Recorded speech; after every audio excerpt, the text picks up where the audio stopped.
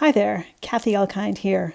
This is a video from a walk my husband and I did in 2021 in southern Spain, the Andalusia coast to coast. Just before we flew home, my iPhone was stolen and I lost all of my video. So this video is put together from stills. The trek is 21 days, but we added more days in to enjoy the culture.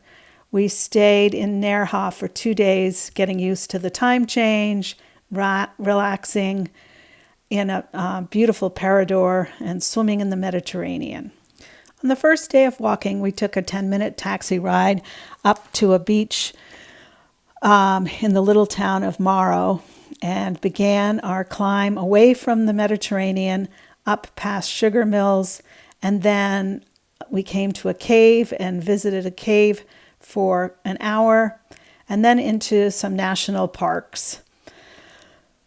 The first day was lots of uphill hiking in beautiful forests.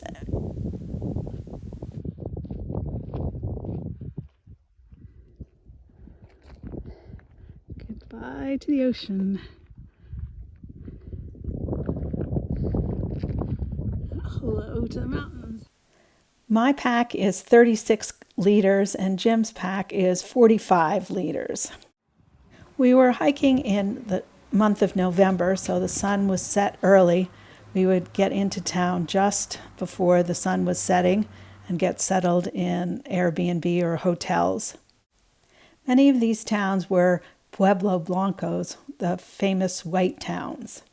My favorite part were the mosaic alleyways from the influences of the Moors. On the second day, we walked through many orange groves and avocado groves. The wonderful thing about walking in Europe is stopping at villages and having a treat. Because it was November, the olive harvest was in full swing. We saw many, many, many olive trees. After just 2 days of walking, we decided to take a day off in the town of Comta because it had a small museum and there was lots of culture, and to rest our legs and get them in shape. The fourth day of walking was the most difficult of the whole journey. We climbed out of the town of Sedela and continued to climb relentlessly for 3 hours, gaining 1,000 meters of altitude. The next day was much flatter agricultural land where actually they had a freeze. This is a typical, what a typical room looked like. And more days of walking through olive groves and olive groves, picking almonds when we found them and cracking them open. One small town had another museum that showed how olives were crushed. And in almost every village there was delicious restaurants. Pomegranates were another treasure we found along the side of the trail. Some were split open and covered with wasps. Some days the trail was farm tracks and sometimes it was single track. Many establishments did not serve dinner until 8 or 9 o'clock at night and breakfast not until 9 in the morning, which made it difficult to get up and get going in the morning. But we did it. After 8 days of walking in a row, we decided to take 2 days off in the town of Ronda. Ronda is famous for the gorge that surrounds most of the town and the bridges that span the gorges. We enjoyed the archaeological museum and delicious restaurants. This is eggplant with molasses. Very interesting. The morning that we left Ronda, we walked down into the gorge with spectacular views. We took a 2-day detour to Grasalamas National Park to do some hiking in the mountains, but it rained the whole time and we did not get any views. Back on the route, we passed through cork forests that had just been harvested, but we did not see them actually harvesting the cork. Then further on, walked by a cork processing plant where they had washed and dried the cork. We walked through beautiful valleys where live oak trees grew. Some of the trees were 400 and 500 years old. They were spectacular. It was perfect walking temperature in the 50s and low 60s. But when we stopped to take a rest, we chilled down.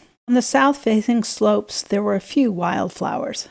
The diversity of the landscape was amazing. We came into canyon country where vultures soared in the sky. It was wonderful to watch them. The trail even went through a mountain at one point.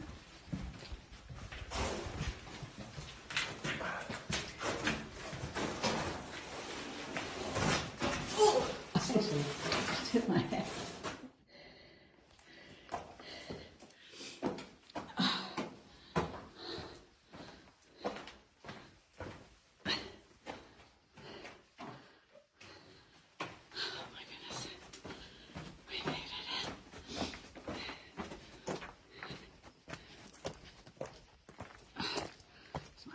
Husband doing his exercises.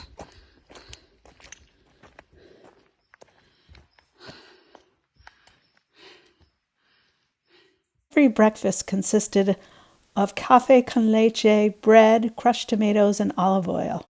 On the fourth to last day, we could see signs of the Rock of Gibraltar, and we stayed in a castle, which was the coolest place that we stayed during the whole trip.